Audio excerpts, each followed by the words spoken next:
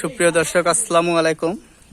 আমরা চলে আসছি আজকে মাঠে কলম দেওয়ার জন্য। আপনি দেখতে পাচ্ছেন এর আগে এরকম গাছ ছিল অসংখ্য বড় গাছ। আমরা এই গাছগুলোর মতন আমরা এই গাছগুলো কেটে এরকম করছি। করার কারণ উদ্দেশ্য হলো টেপ কলম দেওয়ার জন্য। যে আমরা কলম দিচ্ছি আজকে, আমরা এটাই আজকে আপনাদের দেখাবো কিভাবে কলম দিতে হয়। এই যে অসংখ্য কুশি বাড়াইছে আম গাছের, এগুলা কাটা হচ্ছে। এভাবে সব কাটবো না, কিছু রাখবো।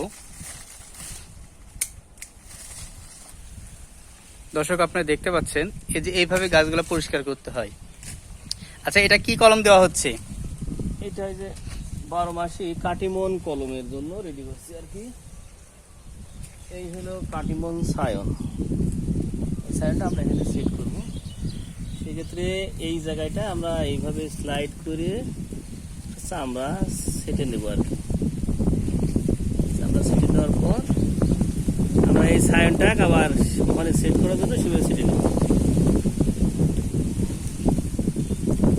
দর্শক, আপনারা দেখতে পাচ্ছেন যে কলম কিভাবে দিতে হয় আর কিভাবে কাটতে হয়, আপনাদের সব কিছুই দেখানো হচ্ছে। এভাবে সেট করতেছে, শক্ত করে পেঁচ দিয়ে দেওয়া লাগবে যেন কোনোভাবে হাওয়া না ঢোকে।